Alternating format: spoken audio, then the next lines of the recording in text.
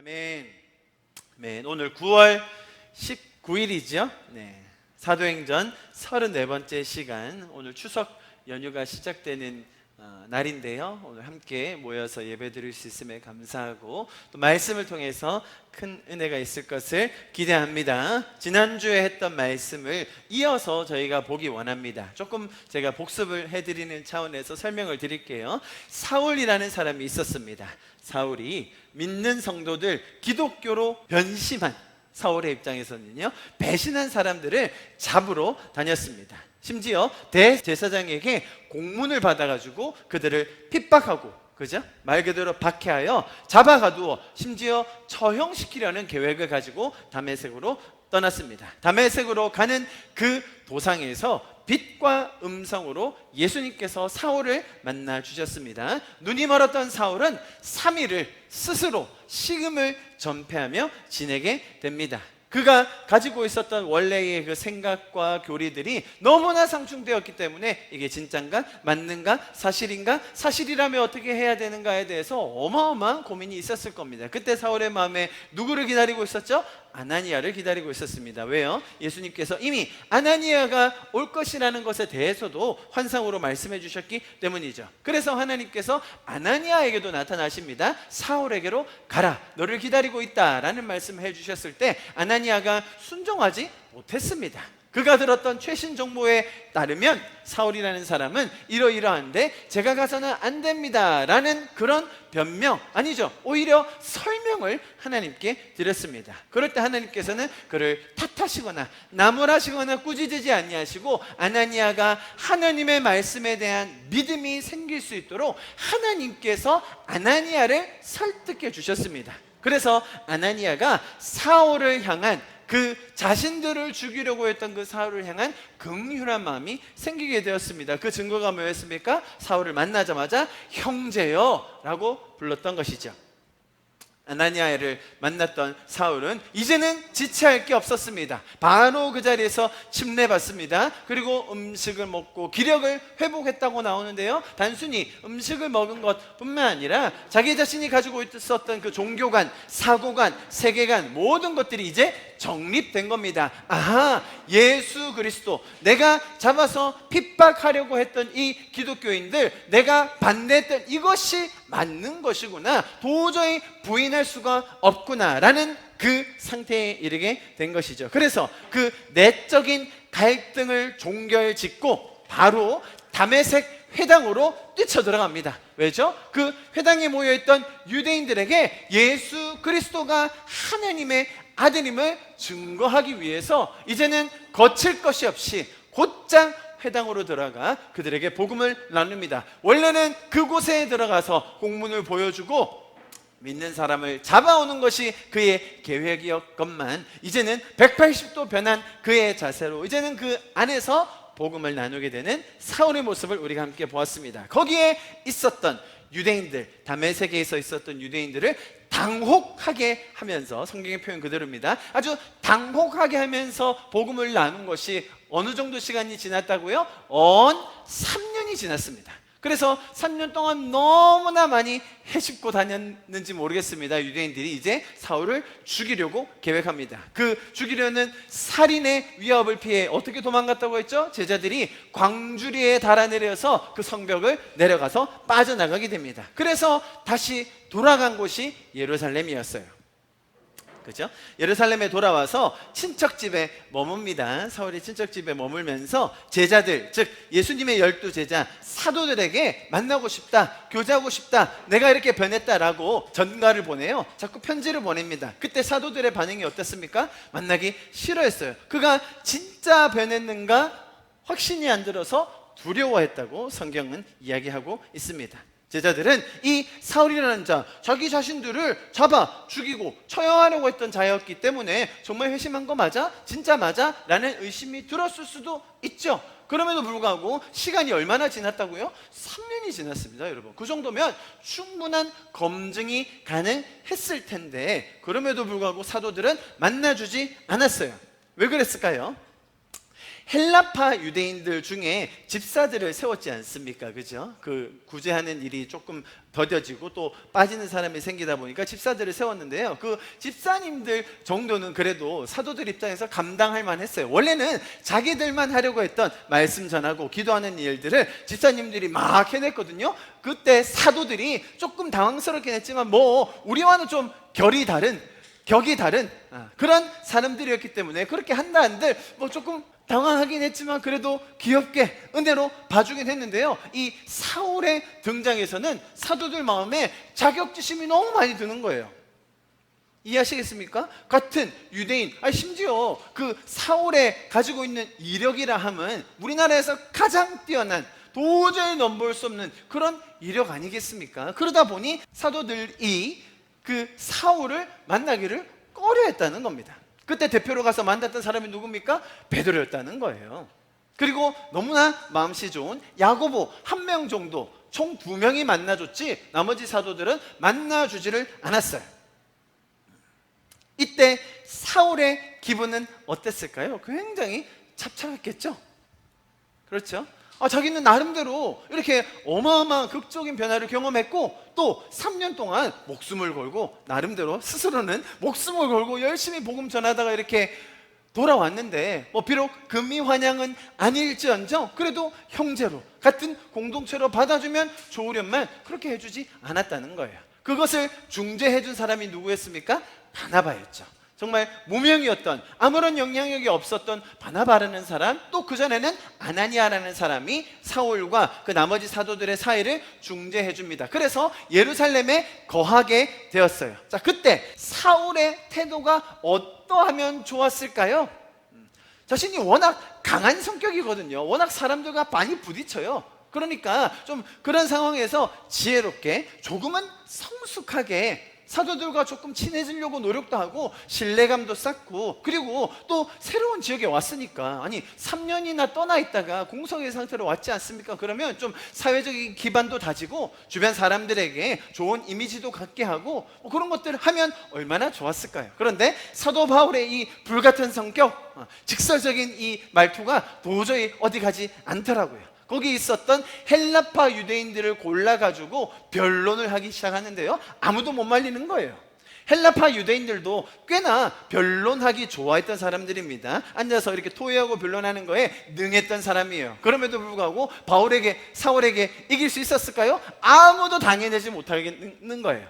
다메섹에서 살인의 위협을 받기까지 얼마나 걸렸다고요? 3년. 예루살렘에서는 얼마나 걸렸다고요? 15일. 예루살렘은 얼마나 더 종교성이 강한 곳입니까? 여기서 사람들이 그래도 나름 한가닥 하는 사람들인데 이 변화됐다는 사울이 와서 막 뒤집어 놓기 시작하는데요, 그리고 막 변론을 하면 다 이겨버리지, 막 거기 있는 유대인들 막 개무시하지 이러니까 도저히 못 참겠는 거예요. 15일 만에 이가 또 다시 한번 살인의 위협을 받는다는 거예요. 제가 그래서 지난주에 뭐라고 얘기했죠? 이쯤 되면 사울에게는 어떤 은사가 있다고요? 복음을 듣는 사람으로 하여금 살인의 충동을 일으키게 하는 그런 은사, 아주 특별한 은사가 있다라는 게 이 사울임을 우리가 말씀을 통해서 보았습니다. 자, 그래서 이 사울이 그런 살인의 위협을 받아 이제는 자신의 고향인 다소로 피신을 하게 됩니다. 다소로 가서 얼마 동안 지냈다고요? 적어도 10년 이상, 성경의 표현을 빌리자면 약 14년 동안 다소에 가만히 숨죽을 지냅니다. 그 중간에 바나바가 한번 찾아가긴 합니다. 그래서 데리고 나와서 안디옥이라는 곳에 가서 한 1년 정도 사역을 하지만요, 그러나 14년이 지난 후에 예루살렘으로 돌아왔다라는 표현이 나오는 걸로 보아서는 다소에서 그렇게 오랜 시간 동안 가만히 있었다는 것을 우리가 보게 됩니다. 자, 보십시오. 이렇게 내부적인 갈등, 또 사울의 어떤 미성숙함 혹은 거친 이런 태도, 여러 가지 문제들이 혼재해 있었습니다. 그런 상황 속에서 이 장면을 마무리하는 구절 31절이었습니다. 우리 같이 한번 읽어봅니다. 시작.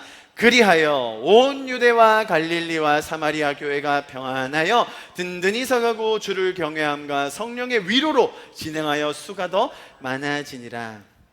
자, 그리하여가 그 앞에 장면에 뭐가 나왔다고 되어 있었죠? 이 지역사회와 기독교계를 혼란스럽게 했던 그 사울이 나가고 나니까 그리하여 평안이 찾아왔다는 거예요. 너무너무나 재밌는 표현이죠.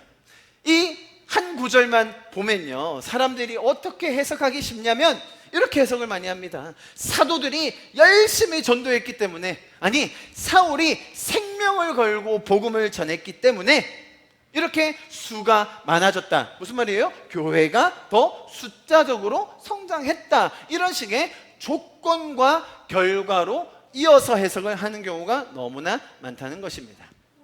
여러분, 이 말씀은 전혀 그런 뜻이 아닙니다. 성령이 위로하여 주신 거예요. 이 분열과 서로를 시기하고 질투하는 마음, 그 속에서라도 성령께서는 이들을 다시 봉합해 주기 원하시고 이들을 격려하고 위로해 주기 원하셔서 성령이 그 와중에서도 일하셨다라는 것이 31절의 표현입니다. 하나님께서 이들의 연약함으로 인한 분열 속에서도, 이들의 죄성으로 인한 질투와 시기 속에서도, 이들의 무지와 미성숙함으로 인한 갈등 속에서도 하나님께서는 이들을 돌보시며 신실하게 일하신다, 인도하신다, 역사하신다라는 것이 지금 사도행전의 흐름임을 여러분 꼭 기억하시기를 축복합니다. 자, 여러분 보십시오. 기독교의 메시지는요, 잘 보세요. 인간 쪽에서 사람들이 어떤 일을 하는가에 따라, 사람들이 어떻게 반응하느냐에 따라 하나님이 반응하셔서 상급을 주시든지 아니면 처벌을 하시든지 그런 메커니즘으로 움직이는 것이 기독교의 메시지가 아니라는 거예요. 자, 앞으로 한번 봐주십시오. 사람들이 노력합니다. 일단은 뭔가 믿음을 보여야 돼요. 얼만큼 극단적으로 헌신하는지, 얼마나 많이 갖다 바치는지. 믿음으로 순종한다는 표현도 씁니다. 혹은 믿음으로 발걸음을 떼기도 합니다. 아니면 더 결단하기도 하고요. 아니면 충성하면 이렇게 얘기하기도 하죠. 기쁘지 않은데도 기뻐해야 되고, 감사하지 않은데도 더 감사하고, 힘들어 죽겠는데도 찬양하면, 자, 그러면 어떻게 됩니까? 그러면 어떻게 돼요? 이 우리가 알지 못하는, 어떻게 반응할지 모르는 그 하나님께서 우리에게 상을 주시건 벌을 주시건 그렇게 하신다라는 것이 기독교의 메시지로 너무 많이 알려져 있어요.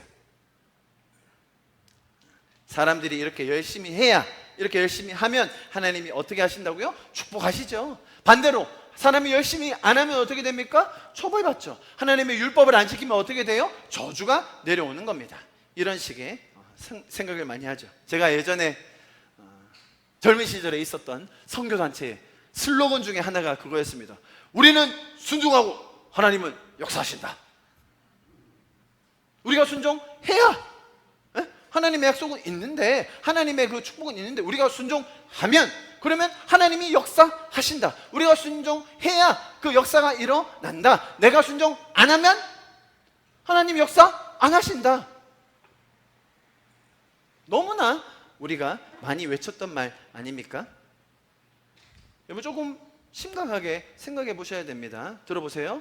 우리의 기도가 하늘에 상달되면, 하늘에 올라가면, 자, 어떻게 해요? 올라가면 축복이 내려온다. 내가 이 땅에서 믿음으로 반응하면 하나님이 감동하셔서 움직인다.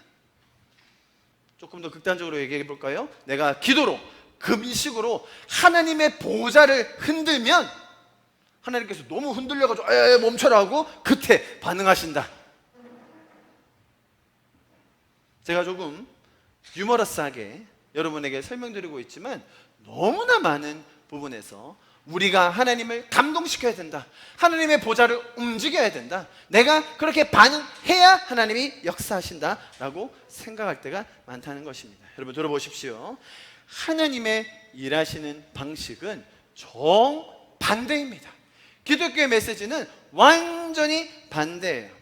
사람들이 믿음이 없을 때, 신앙이 없을 때, 하나님이 누군지 모르고 세상의 죄와 이 죄적인 시스템 안에서 신음하고 공허하며 인생의 의미와 목적과 방향을 모르고 살 그때에 우리를 먼저 사랑하신 그분께서 우리가 아무런 자격이 없을 그때에 찾아오셔서 우리를 구원해 주신 것이 바로 신앙의 이야기입니다. 로마서 5장 8절 이렇게 이야기합니다. 우리가 아직 죄인 되어 있을 그때에 그리스도께서 우리를 위하여 죽으심으로 하나님께서 우리에 대한 자기의 사랑을 확증하셨느니라. 할렐루야.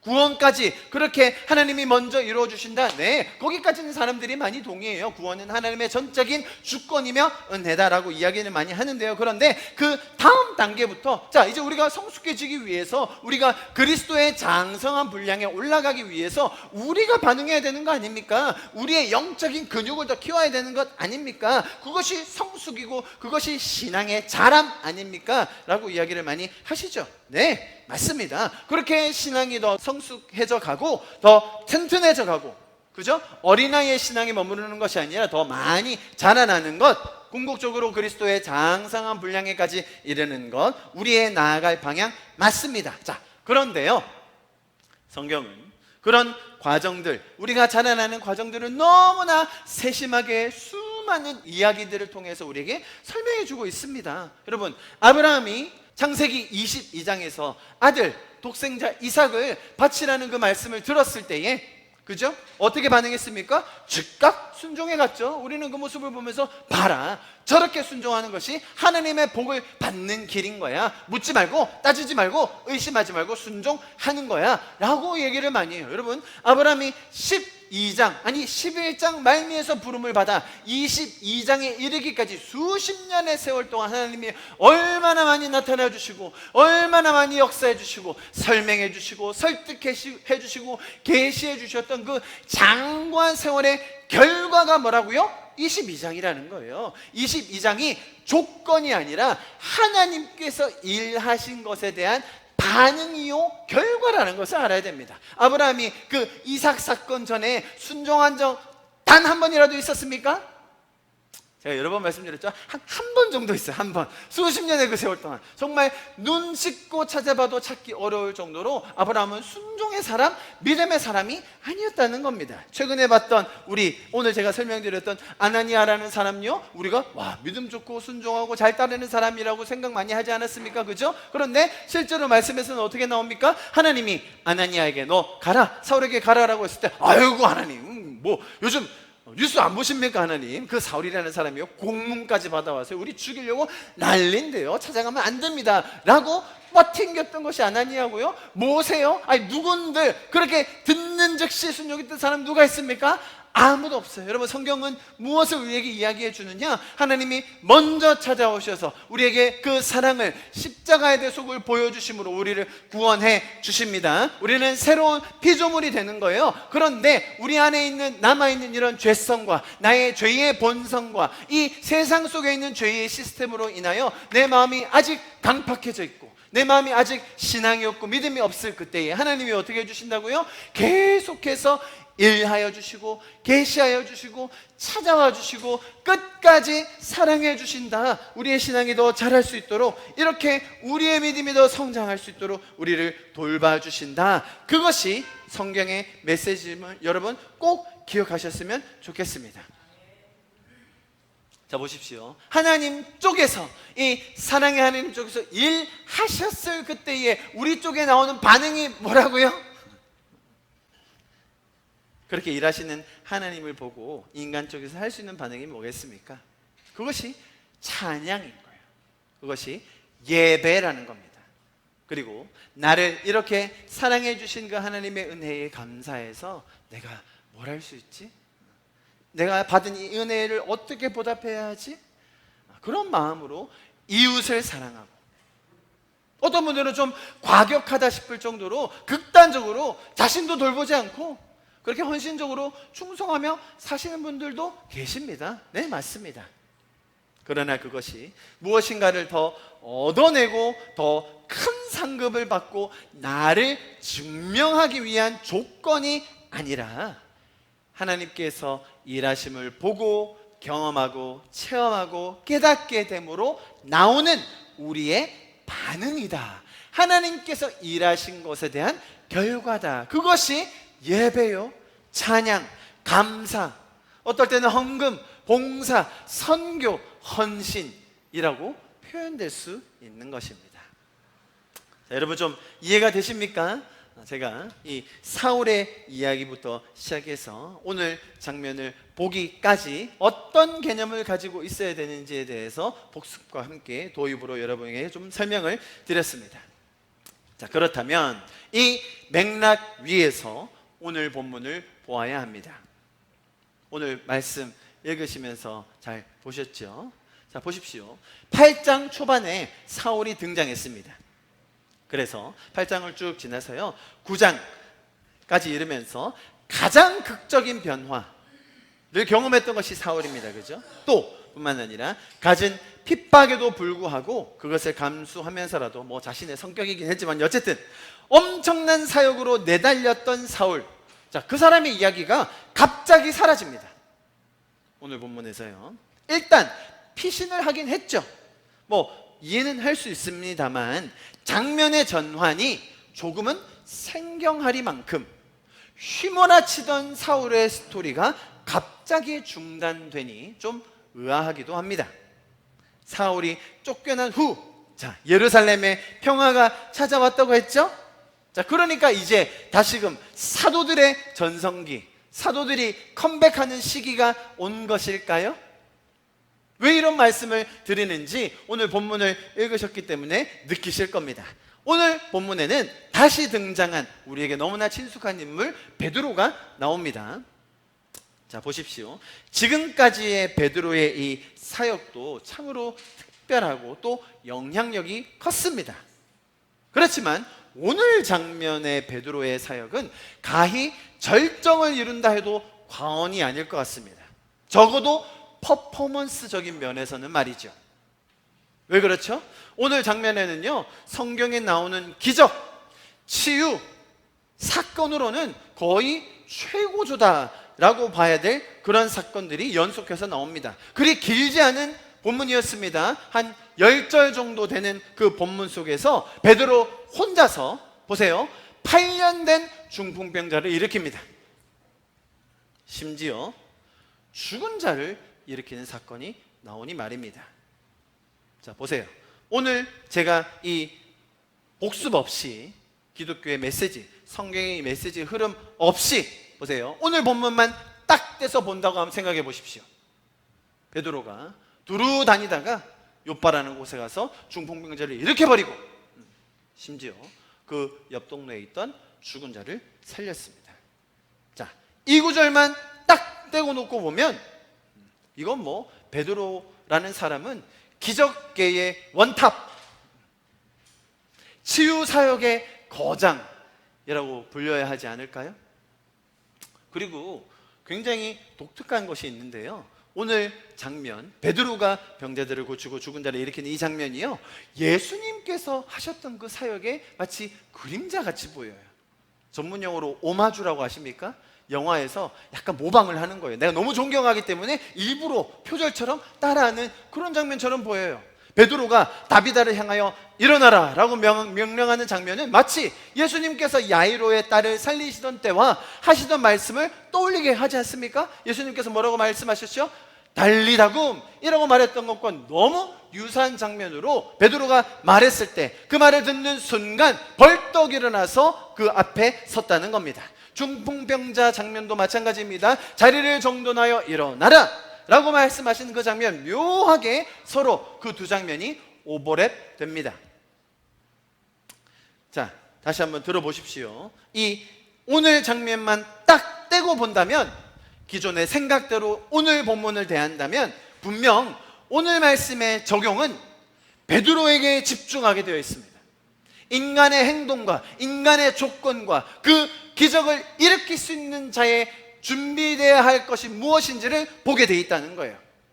하나님께서 일하셨다는 건 인정하죠. 하나님께서 병자 고치시고 하나님께서 죽은 자 살리셨다, 그건 오케이. 그런데 그 일을 행한 사람이 누구라고요? 다른 사람이 아니라, 이 사람이 아니라 베드로다. 그렇다면 베드로는 뭘 했길래 이런 기적이 일어났는가? 자, 어떻게 간다고요? 조건화해서 어떻게 이 결과를 일으켰는가? 그러면 우리가 조건을 알면, 이 조건대로 하면, 이 조건대로 따르면 우리도 이런 결과를 얻어낼 수 있다라는 해석으로 간다는 거예요. 32절에 이런 표현이 나와 있어서 이것을 더 부추깁니다. 같이 한번 읽어볼까요? 시작. 그때에 베드로가 사방으로 두루 다니다가 루다에 사는 성도들에게 내려갔더니, 자, 베드로가 뭐 했습니까? 최전방에서 주의 사역을 감당했죠. 베드로는 가만히 있지 않았습니다. 베드로는 머물러 있지 않았어요. 순종했다는 것이죠. 자, 이게 기존의 해석입니다. 여러분 여기서 아멘 하시지 마세요. 베드로는 순종하고 하나님의 말씀을 듣고 적극적으로 어디로 다녔다고요? 사방으로 두루 다녔습니다.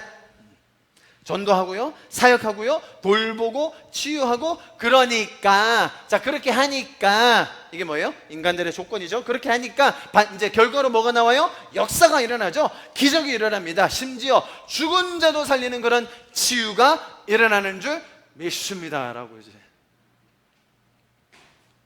자, 그러면 적용은 어떻게 하면 되겠습니까?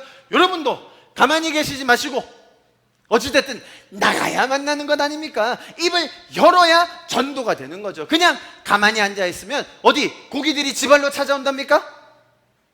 이런 소리 많이 들어보셨죠? 이런 베드로의 열심을 본받아서 여러분들도 나가시고 사방으로 두루 다니실 수 있기를 축복합니다. 잘하셨어요. 아무도 아멘 안 하셨습니다. 잘하셨어요. 자, 그럴 때 그렇게 하면 오늘 본문과 같은 중풍병자도 일어나고 죽은 자도 살리는 그런 놀라운 역사를 이루어줄 줄 믿습니다. 할렐루야 라고 보통은 마무리를 합니다. 자, 이렇게 말씀을 본다면 참 쉽죠? 아주 이해가 착착 되잖아요? 우리가 이렇게 하면 하나님이 해 주신다. 우리가 이렇게 해야 하나님도 이렇게 해 주신다. 인지상정이에요. 지성이면 감천이라는 거예요. 아니, 열심히 뭘 해야 뭐 받으실 거 아닙니까? 아니, 다른 사람이 9시에 일어난다면 당신은 6시에 일어나서 새벽 기도를 해야 하나님도 감동하실 거 아닙니까? 다른 사람이 2시간 기도할 때 4시간의 기도해야 하나님이 지극정성으로 봐주실 거 아닙니까? 다른 사람들이 새끼 먹고 다 퍼즐로 앉아있을 때 김밥 한 줄 들고 우리 신 누구처럼 김밥 한 줄 먹고 하루 5시간씩 전도해야 모일 것 아닙니까? 너무너무 이해가 쉽게 되시죠, 여러분? 세상의 원리와 딱 맞닿아 했기 때문이에요. 그런데 여러분, 대박인 건 뭔지 아세요? 이렇게 하면 교회가 부흥을 해요. 왜냐하면 이런 메시지를 들으면요, 그래, 하나님이 나한테 그런 사명을 주셨다. 오케이, 목사님이 이번 주에 이 숙제를 내주시네. 자, 오늘 본문 읽고 적용해서, 자, 마지막 숙제 뭡니까? 자, 사방으로 나가실 때 이번 주에는 적어도 한 두 군데 정도는 나가세요. 많이 하실 분들은 동서남북 4군데 나가시고, 자, 입을 여세요. 복음을 전하세요. 자, 그렇게 해봅니다. 이번 주 다 실습해가지고 셀에다 보고 하세요. 저 그렇게 하면 여러분, 많은 분들이 사명감을 느낍니다. 그리고 정말 해봐야겠다라는 그런 뭔가 도전을 받아요. 자, 그리고 실제로 그렇게 나가면 어떻게 돼요? 역사가 일어나요. 무당이 돌아오고요, 병자가 낫고요, 기적이 일어납니다. 왜요? 하나님이 그런 우리의 모습이라도 긍휼히 여기시고 돌봐주시기 때문에 그 안에 역사가 일어나는 거예요. 믿음이 연약한 자들에게 기적을 더 베풀어 주시거든요. 분명히 역사가 일어납니다. 저도 이렇게 메시지하고 마무리하면 얼마나 좋을까요? 그래야 우리 교회가 부흥할 텐데 말이죠. 좀 제가 이렇게 닥달하고 말이죠, 청년들 엉덩이 좀 차가지고 나가라고 해가지고 도대체 안 나가고 가만히 있는 이런 학생들에게 나가서 뭐라도 하라고 시키면 우리 교회가 부흥하겠죠? 할렐루야. 숙제를 오늘 좀 낼까요, 여러분? 그럼에도 불구하고 잘 들어보십시오. 우리가 성경의 큰 그림에서, 그리고 한결같은 맥락에서 우리가 오늘 본문도 이해해야 하는 이유가 있어요. 잘 들어보세요. 이런 기적을 폄하한다든지 교회 성장을 부정하자는 것이 아닙니다. 그러나 성경의 가장 근본적인 이 메시지를 역으로 보지 않아야 우리 신앙이 건강해지고 동시에 하나님을 바로 알 수 있기 때문에 이 구절을 신중히 봐야 한다. 저는 그 말씀을 드리는 것입니다. 자, 여러분, 오늘 본문은요 43절, 오늘 우리가 읽었던 본문으로 그 43절로 9장이 끝이 납니다. 9장의 마지막이에요. 자, 다음 주부터는 10장으로 넘어가겠죠. 10장의 내용 다음 주에 볼 것입니다. 자세히 볼 것인데요. 자, 그러나 제가 간단하게 소개드리겠습니다. 10장의 내용은 우리가 잘 아는 두 사람이 나타납니다.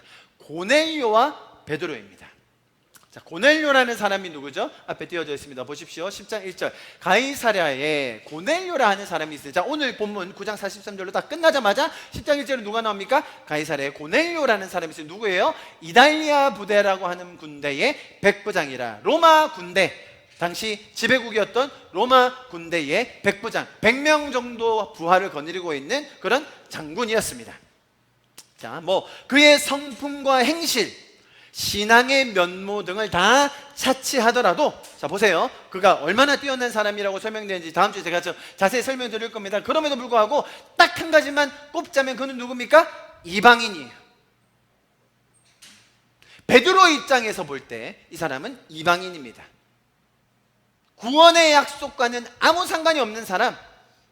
왜요? 이방인이란 말의 뜻이 뭡니까? 유대인 외에 다 선민, 선택받은 우리 말고, 구원받기로 약속된 우리 말고 모든 사람 다 누구예요? 이방인이에요. 고넬료 누굽니까? 행실이 뛰어나건 신앙심이 좋건 주변의 구제를 하건 말건 이방인, 끝. 구원 못 받을 사람, 구원 상관없는 사람, 이방인 고넬료였습니다. 제가 베드로 입장에서 말씀드리는 거예요. 자, 그런데 10장의 내용을 제가 간략하게 설명드린다면, 그랬던 그가, 고넬료가 이방인인데 베드로를 초청하라는 하나님의 음성을 듣습니다. 하나님이 고넬료에게 직접 베드로를 초청하라는 그런 말씀을 해주시고, 동시에 또 베드로에게도 마찬가지로 비슷한 하나님의 계시를 주십니다. 베드로에게 보여주셨던 환상은 여러 번 잘 들어보셨던 음식, 먹는 음식에 관한 것이었습니다. 제가 간단하게 여기 적어왔습니다. 보십시오. 12절 우리 같이 한번 읽어볼까요? 시작. 그 안에는 땅에 있는 각종 네 발 가진 짐승과 기는 것과 공중에 나는 것들이 있더라. 또 소리가 있으되 베드로야 일어나 잡아먹으라 하거늘 베드로가 이르되 주여 그리할 수 없나이다. 속되고 깨끗하지 아니한 것을 내가 결코 먹지 아니하였나이다 한데. 많이 아마 들어보셨던 그런 장면일 겁니다. 자, 베드로는 어떻게 이야기하고 있는 것입니까? 자기 자신의 신념과 전통을 지키기 위해 지금 이 말씀하시는 것에 대해서 완강하게 거부합니다. 누구한테요? 하나님한테 거부하는 것이죠. 자, 베드로가 이렇게 이야기하는 겁니다. 잘 들어보십시오. 하나님, 이건 말이죠, 아무리 하나님이 말씀하신다 하더라도 절대로 깨서는 안 되는 중요한 일입니다. 왠지 아세요? 이거요, 하나님이 저의 이스라엘 민족에게 말씀하신 거걸랑요. 그러니까 아무리 하나님이 말씀을 하신다고 해도 하나님이 하지 말라고 한 거기 때문에 하나님의 말씀을 지키기 위해서 하나님의 이 환상을 제가 감히 거절하겠습니다. 아시겠죠, 하나님? 자, 이거를 우리 어린이 영어로 뭐라고 했는지 아세요? 이게 마리아 빵구야. 베드로는 이렇게 하나님의 말씀을 빗대어서 하나님의 말씀을 거절합니다. 쉽게 말하면 불순종하겠다는 이야기입니다. 몇 번 그렇게 하게요? 3번. 결국 고넬료에게 가긴 가지만요, 그 재산 이야기는 다음 주에 더 전해드리도록 하겠습니다. 자, 그럼 보십시오. 제가 지금 설명드리는 이 흐름을 잘 파악하시면 좋겠어요. 이렇게 9장의 내용이 있고 뭔가 경계선이 있고 우리가 10장이 있지 않습니까? 그래서 이렇게 9장 마지막에 나오는 죽은 자를 살리는 베드로의 모습, 그 장면과 10장에서 나오는 하나님의 말씀을 아무런 믿음이 없이 받아들이지 못하는 이 두 장면이 서로 연결되어 있다는 것을 인지하지 못해요. 어제 9장 마지막을 큐티하는 거예요. 그죠? 큐티하면서 뭐라고 적용하겠습니까? 나도 베드로처럼 사방을 다니며 믿음으로 순종하며 살아야겠다. 아멘. 오늘 주님 그런 사람을 만나게 해주십시오. 했어요. 자, 다음날 큐티해야 되는데 아유 바빠가지고 하루 띵거 먹었네. 추석 지나고 하지 뭐. 추석 지나서 그 다음 주에 10장을 그래도 이제 큐티 다시 시작합니다. 10장 큐티 했어요. 자, 이번에는 적용이 뭡니까? 아무리 믿음이 좋더라도, 아무리 사도라도 하나님의 말씀을 불순종할 수 있구나. 그러니까 우리가 겸손한 마음으로 하나님이 말씀하실 때는 내 생각과 내 개념을 벗어나는 것이니까 그 안에서 우리가 겸손하게 순종해야겠구나. 할렐루야. 이 큐티를 한 1시간 차이로만 했었어도 뭔가 의심이 들었을 텐데, 아니 9장에서는 죽은 자를 살리던 그 베드로가 바로 다음 장에서는 바로 이어져서는 어떻게 한다고요? 하나님의 말씀을 순종하지 않아요. 불순종해요. 뭐 때문에? 자기 전통 때문에, 자기가 가졌던 그 신념 때문에, 그 옹졸한 자기 민족의 전통 때문에 하나님의 말씀을 순종하지 않는다는 겁니다. 여러분, 성경은 잘 들어보십시오. 인물을 중심에 두지 않습니다. 베드로요, 우리와 똑같은 사람이에요. 믿음이 부족하고요. 여러분, 사도들 제가 오늘 복습할 때 말씀드렸지 않습니까? 얼마나 시샘이 많고 자격지심이 가득했는지 사울 만나주지도 않았잖아요. 대표로 베드로만 만났죠. 베드로가 대표로 가서 말했습니다. 사울 형제 오셨습니까? 뭐 예루살렘 왔는데 너무 무리하지 마시고요. 좀 그래 편안하게 지내다 가십시오. 자, 사울이 막 그래도 베드로 형제님 우리 좀 같이 교제도 하고 좀 이렇게 같이 시닥적인 토의도 하고 막 그렇게 전략도 짜고 그러면 안 되겠어요? 그냥 지내다 가세요. 베드로가요, 사울 만나기 싫어했어요. 얼마나 믿음이 없었는지, 얼마나 마음이 옹졸했는지 사울 품지 못했습니다. 베드로의 이 옹졸함과 지금까지 보아왔던 사람을 차별하고 직분을 나누고 역할을 구분하였던 그런 특권의식에 사로잡혔던 인물 베드로였습니다. 보세요.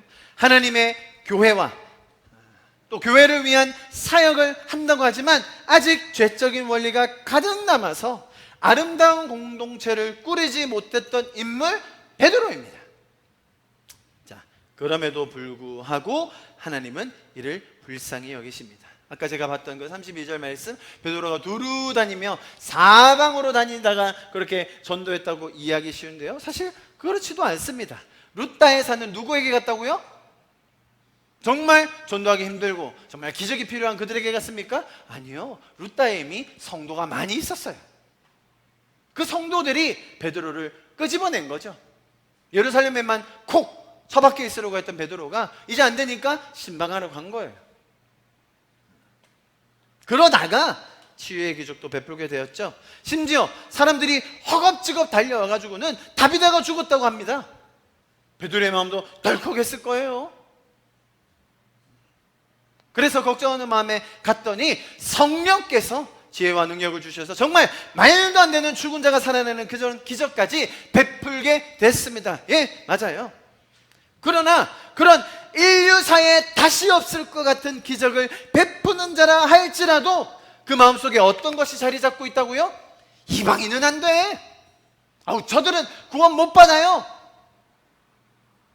이런 하나님의 마음을 이해하지 못하는 이기적인 아주 편협한 좁은 신학, 이런 잘못된 태도로 똘똘 뭉쳐있던 것이 베드로였다는 거예요. 자, 여러분, 그 누구도 완벽할 수 없으며 하나님 앞에서 겸손히 하나님의 지혜와 인도하심을 따라 살아야 할 줄 믿습니다. 자, 기적이 일어났습니까? 네, 감사한 일입니다. 그 과정을 통해 많은 성도들이 위로를 받고 또 오늘의 본문 말씀처럼 주변의 많은 이들이 주께로 돌아오게 될 것을 기대합니다. 혹은 그런 일이 일어나지 않았습니까? 네, 우리 인생에 그럴 때가 훨씬 더 많죠. 그럼에도 불구하고 이런 기적의 유무는 우리 신앙의 본질 혹은 우리 신앙의 모든 것이 아님을 오늘 본문을 통해서 우리가 배우게 된다는 거예요. 기적이 내 손끝에서 나갔다 한들 우리의 마음이 하나님의 심정을 이해하지 못한다면 그것은 하나님의 뜻이 아니라는 것을 잊지 마시기 바랍니다. 오히려 우리 신앙의 가장 핵심적인 본질은 하나님의 마음을 내가 더 이해하고 하나님의 원리가 우리의 삶에 풍성해지는 것, 그것이 천국이 이 땅에 임하게 되는 길임을 더 깊이 새기실 수 있기를 축복합니다. 많은 분들이 이렇게 이야기하십니다. 아니 그럼에도 불구하고 나도 베드로처럼 이 장면처럼 기적 한 번만 경험하면 좋겠습니다. 아니 당장 내 앞에 있는 문제 이거 해결이라도 되면 더 좋은 거 아닙니까? 일단 우리에게는 당장 이런 기적이 필요합니다. 네, 맞습니다. 우리 인생의 어려움들, 아픔들, 필요들 하나님이 잘 아십니다. 네, 그런 상황 속에서 하나님께서 기적을 베풀어 주실 것을 간절히 기도합니다. 그러나 그리 아니하실지라도 하나님은 우리를 끝까지 붙드는 분이시며 믿음이 연약한 우리를 돌보시고 하나님의 마음, 그 하나님의 성품, 하나님의 원리가 이 땅 가운데 더 풍성해지는 그 천국이 임할 것을 우리가 함께 바라고 또 기도하면 좋겠습니다. 기적의 유무에 초점을 맞추는 신앙이 아닌 하나님의 마음을 더 깊게 알아가고 그분의 성품을 더 닮아가며 그 은혜의 홍성함을 좇아 조건적으로 하나님을 움직이는 것이 아닌 내가 이렇게 하면 하나님이 들어주시겠지? 내가 이만큼 하면 하나님도 감동하시겠지? 그것이 아닌 풍성하고 끝없는 사랑에 반응하며 나를 구원하신 그 은혜에 감격하며 지금도 일하고 계신 그 하나님의 마음에 동참하는 저와 여러분 될 수 있기를 간절히 축복합니다.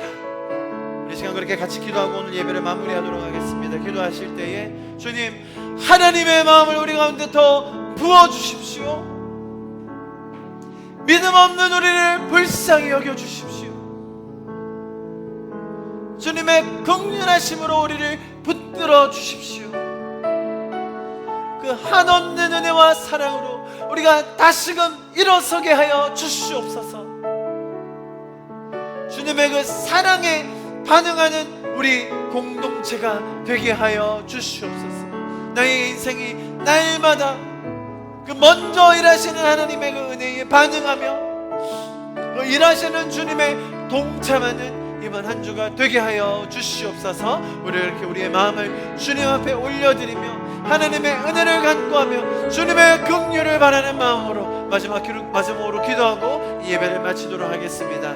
기도하시겠습니다. 사랑하시는 주님 감사합니다. 우리를 불쌍히 여겨주십시오. 함께 찬양합시다. 하나님의 사랑을 사모하는 자 하나님의 평안을 바라보는 자 너의 모든 것 창조하신 우리 주님이 너를 얼마나 사랑하시는지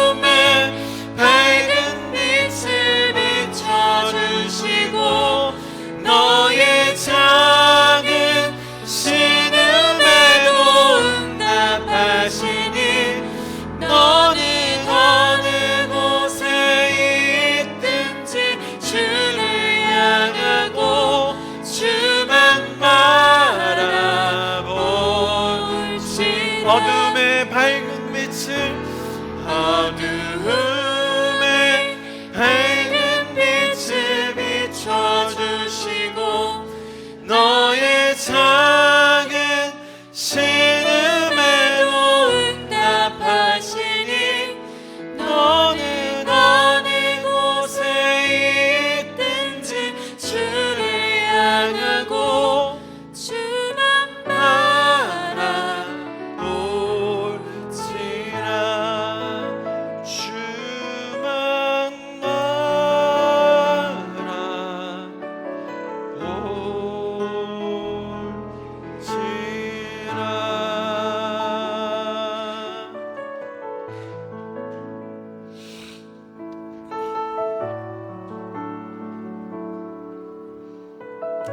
사랑하시는 주님 감사합니다.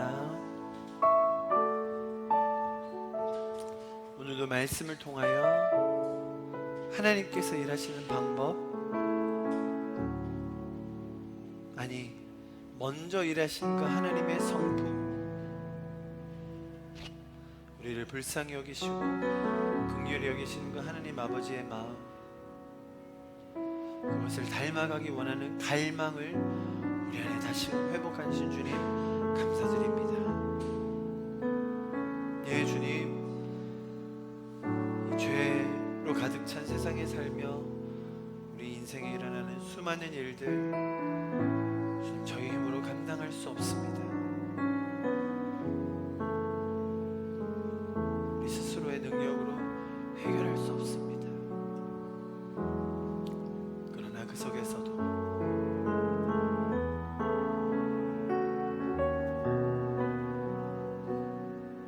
우리가 하나님을 다시금 바랄 수 있는 것은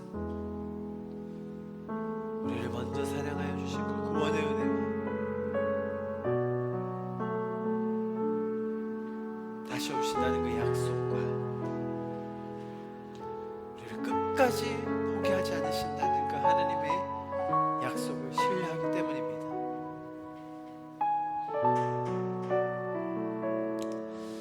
주님 감사합니다.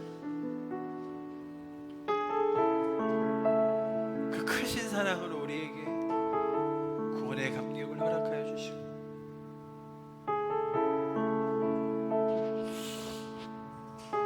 서로 사랑할 수 있는 그 이웃과 공동체를 주심 다시금 감사드립니다. 주님, 이번 한 주도 그 놀라운 사랑 안에 은혜 안에 젖어 주님과 동행하는 한 주가 되게 하여 주시옵소서. 지금은 우리 주 예수 그리스도의 구원하시고 속량하셔서 우리를 새로운 피조물로 만들어 주신 그 놀라우신 사랑과 은혜, 하나님 아버지의 끝까지 포기하지 않으시고 다시 오시겠다고 약속하여 주신 그 신실하심, 우리의 연약함 속에서도 죄악된 이 세상의 어려움 속에서도 날마다 우리와 동행하시며 인격적으로 교제하기 원하시는 그 성령님의 사랑하심과 공급하심,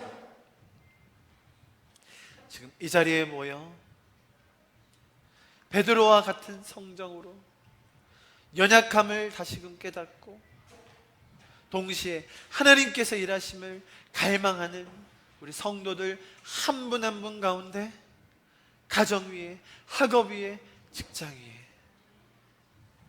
이 자리에 함께하지 못하지만 동일한 마음으로 주님을 예배하기 원하는 많은 성도들 마음 가운데 그 사랑하심과 위로하심과 역사하심이 지금부터 영원토록 함께 하시기를 간절히 축원하며 기도하옵나이다. 아멘.